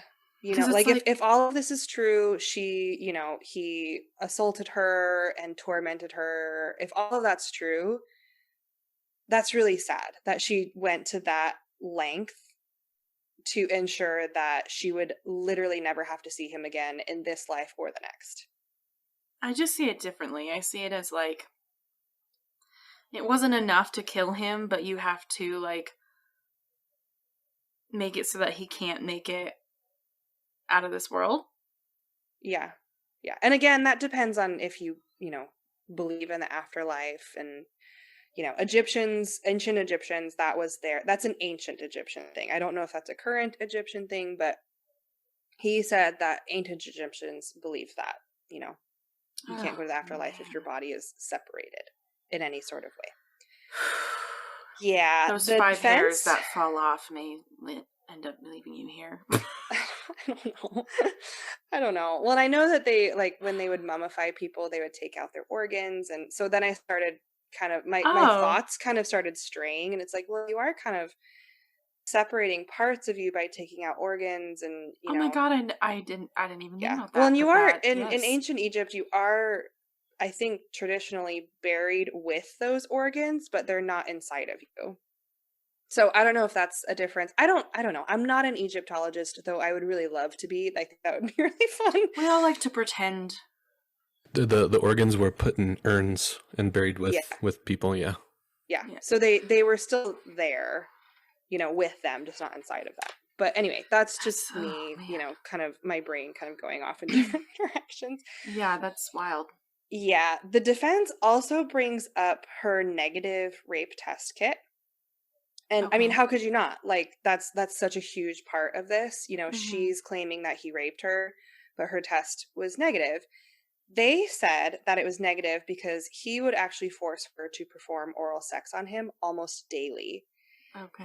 Along with insane verbal abuse and, like, actual, I think, other physical abuse too. And again, like we said earlier, there are other ways to rape someone than vaginally or anally. And I would say being forced to perform oral sex falls into that category. For sure. Yeah. The whole month that they were married, so they're only married for a month, according to this, was an absolute nightmare for Omaima. Again, this is according to the defense. And apparently, while on their little road trip that they took before Thanksgiving, he actually threatened Omaima, saying that he could kill her and bury her in the desert if he really wanted to. Oh my. I mean, that'd scare anybody. No I one was wants just to do gonna that. say, I was like, well, then why didn't you just leave? Like, I mean, I know I can't like speak to that, because I mean, people stay in these relationships, battered woman syndrome. Yeah. But it's like, if there was this fear aspect in it too, where he's like threatening her, which we don't know, obviously, if that did happen. Like, I would hate to say that he was doing that and maybe it didn't, but if it did, like, that would be really hard. Yeah. That'd be really scary. And it's like, I could easily see them both being victims. He's a victim of murder. She very well could be a victim of sexual assault and rape. I mean, so this is just really random, but did his kids talk about this? Like, no, he was never abusive to, his past girlfriends. Or... There actually wasn't a lot of information about his kids. I'm sure there probably is somewhere in, like, the deep webs.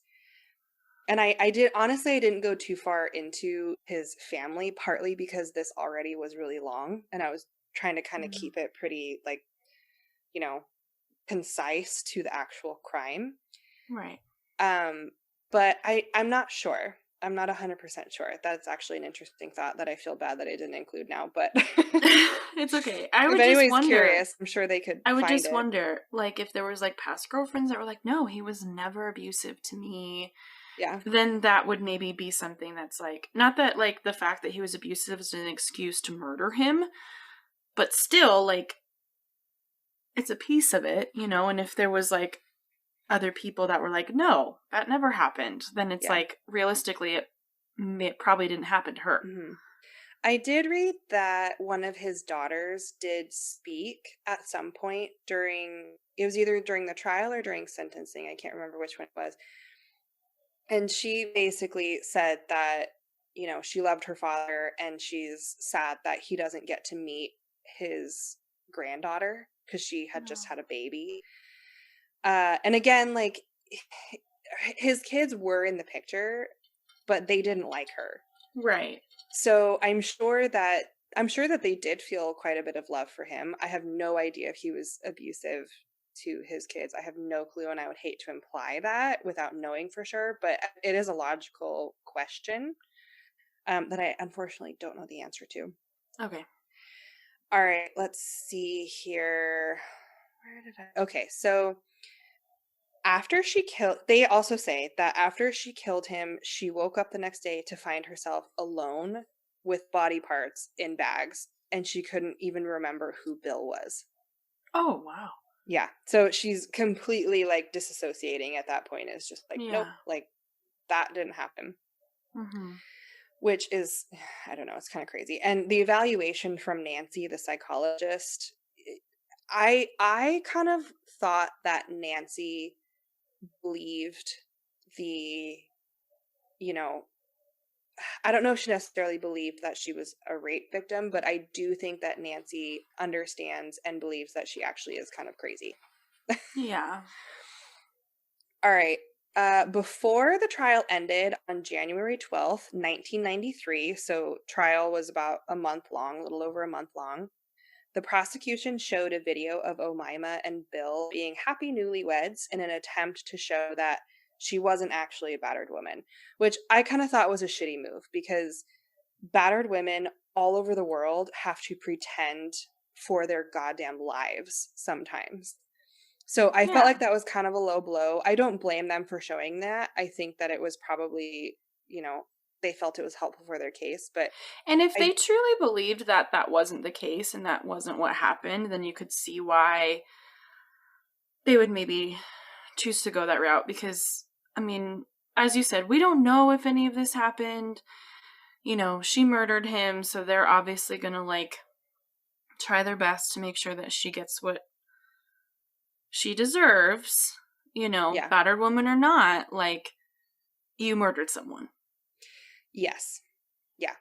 But it was just kind of one of those things where I was like, why are you like trying to show, that everything was fine? Because it's like there are families all over the world that pretend all the time that everything's fine when it's not. And that could have been Yeah, but like in a murder trial, I could see like when you're trying to convince the jury, like, this is all a lie. Like, he's the victim, she's not, when that may not be the case. Like, if she was a battered woman, that is really awful.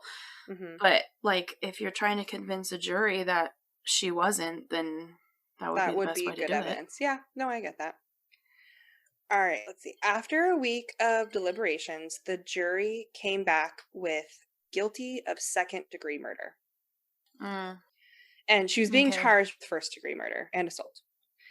Okay. Snapped actually interviewed a juror. Are you ready for his name? It's epic. His name was Famous Hooks. No! I loved it. I loved it. And he was also charming as fuck. I liked that guy. He was pretty cool.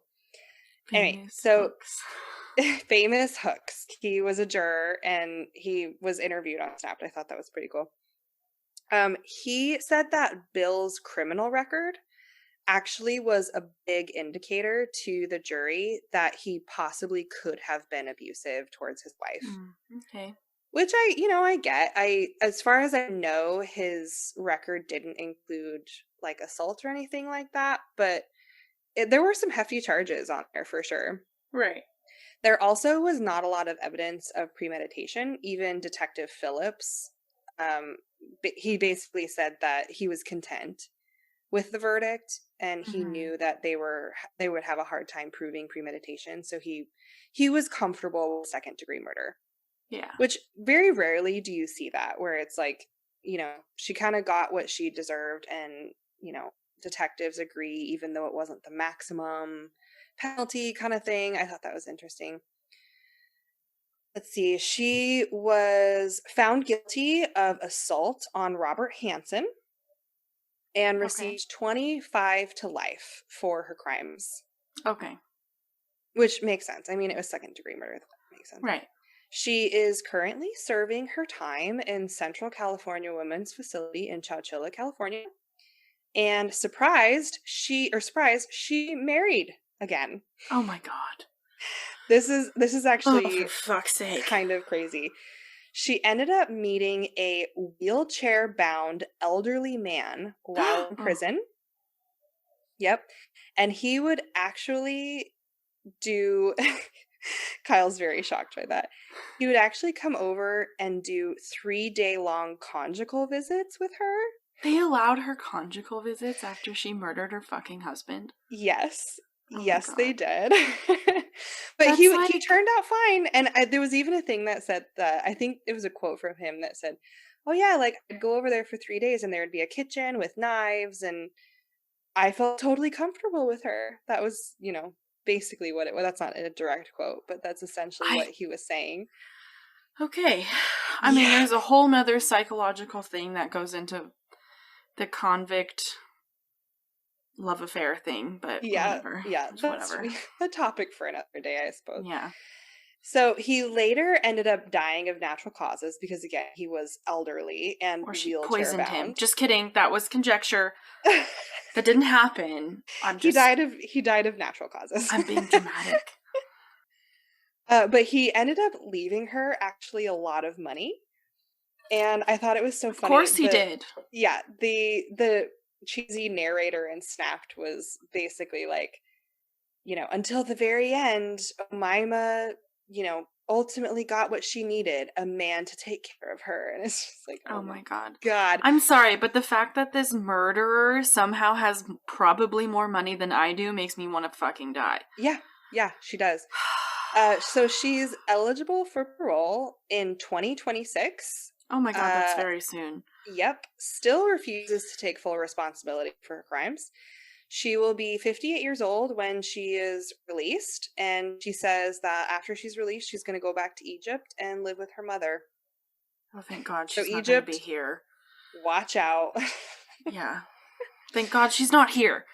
I was going to say, everybody in California needs to move the fuck out because she's coming. I but will now say she's probably a killer under very specific circumstances. So I'd say just don't date her. Let's go with that. Just don't date her. Don't make her marry mad. her. Don't be alone with her.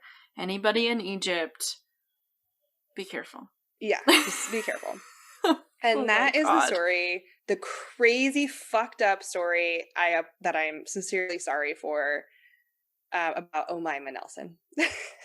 Oh, man. I'm sorry. I know that was brutal. I really appreciate anybody who was like here for it and stoked for this story. I was. And now I wish I didn't. Okay, well now we know that was borderline too graphic, and we probably will steer clear of something like that again. My poor sensitive heart has been tainted by this story. Sorry. I'm kidding. Oh my God, Kyle, do you have anything to add?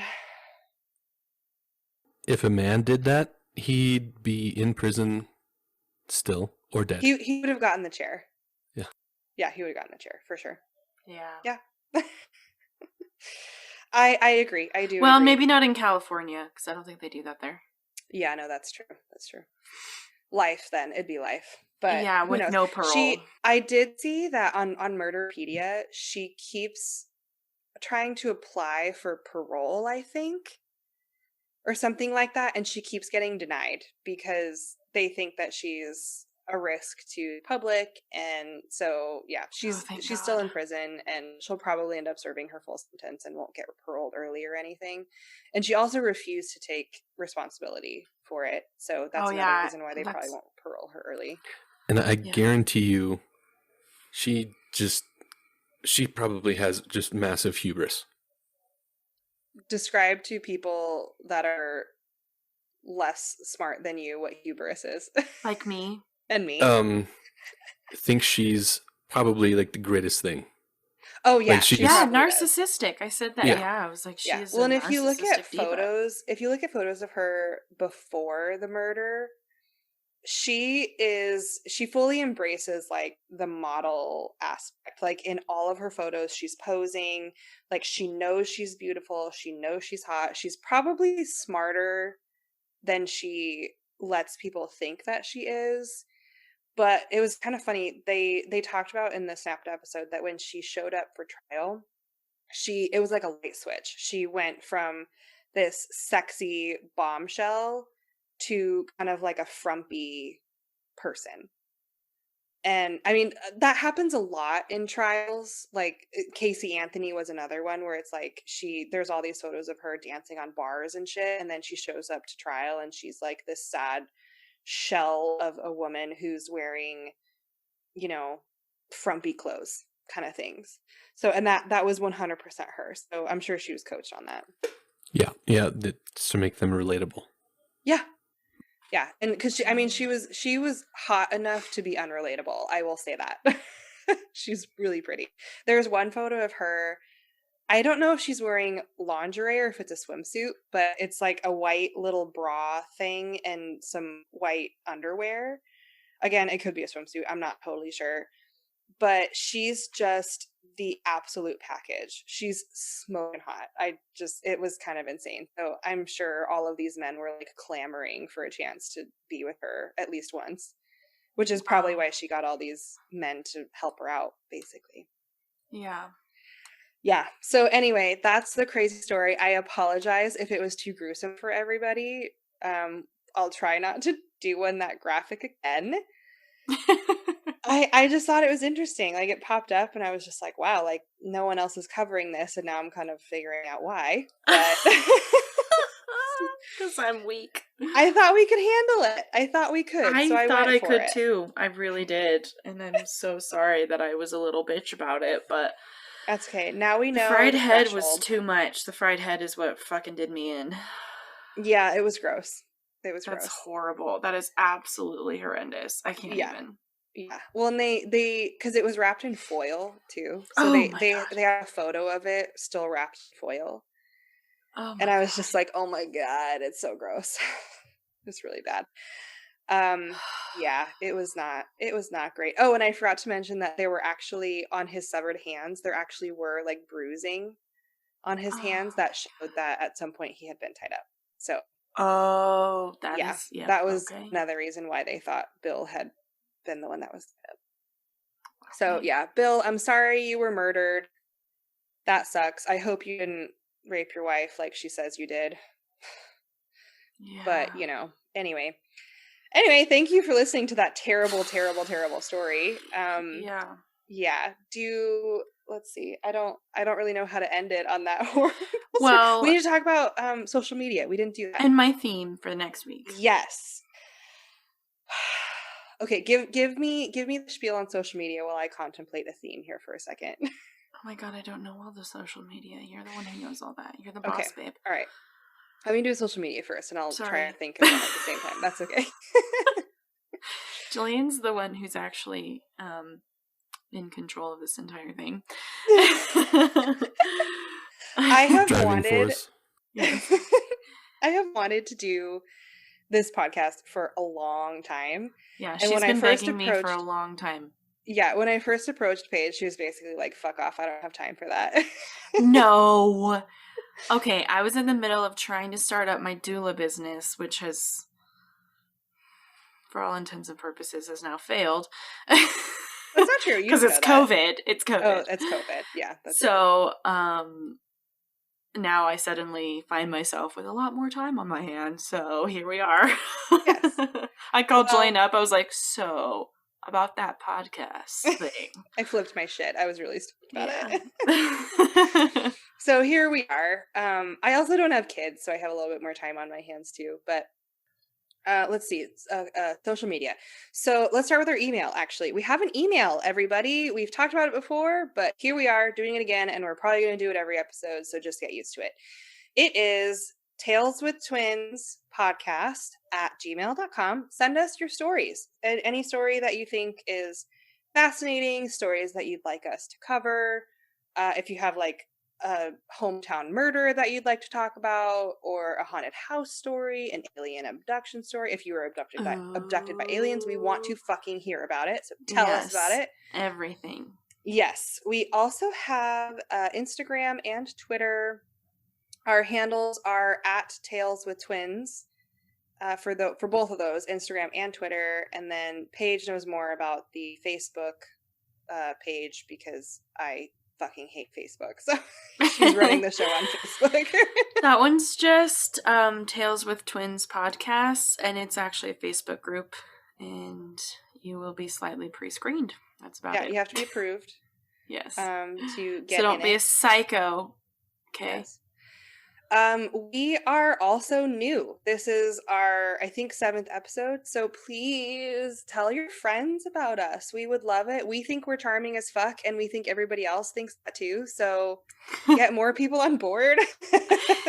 And don't forget to rate us on your podcast app. Yes, rate, review, subscribe, download, whatever you do. But only rate us if you're going to give us 5 stars. Or otherwise we don't want criticism. No. Only rate us if you're giving us 5 stars, because we don't want that shit if you're not going to have it all the way there. You can't say that. People need to be fair about it. If you have constructive criticism, email us. Don't do it on the podcast app. There. If you want to rate 1 star, just tell us why. There you go. Just email us. At least tell us why. If you're going to give us a shitty review, at least tell us why. You're right, Kyle. Yeah, I at least want to know why. Yeah. Yeah. And I know we're probably going to get people saying, you shouldn't curse so much. Well, fuck that. We like to curse. So if you don't like it, sorry. Not sorry. And I'm sorry, we're talking about murder. So if you're concerned about how much we cuss, like, I'm sorry. This is why we curse. This is why. Bye. Yeah. Anyway, let's see here. Yes, tell everybody about us, please. We would love you so much if you would. Okay. That's my soapbox. All right, are you ready for your theme for next week? I guess. I think I came up with one. Okay. The woods. There's so many. I know. We gonna get to Bigfoot. Yes, there's also... Actually, I don't want to say it. I'll tell you after we're done recording, because I don't want to spoil it for anybody. In case I decide to do it. Okay. But I think there's a lot of possibilities. I think Kyle has some input. I've got some input, some recommendations. But ultimately, it is up to you, Paige, which story you tell about the woods. So tune in next fucking week for a story about the woods. All right. Okay, thanks again for listening to us blather on about heads and things. Deep fried heads. Deep fried heads. We won't do it again, I promise. This one's going to go in the archive. We don't have to talk about it anymore. Yes. All right, thanks again, everybody. You want to sign us off, Paige? All right. We will see you next week. You will hear us next week. Yes. Hopefully. Yes. We will see each other. You will hear us. I guess. Yeah. Next week. All right. All right. Goodbye, everybody. Bye. And thank you again for joining Tales with Twins.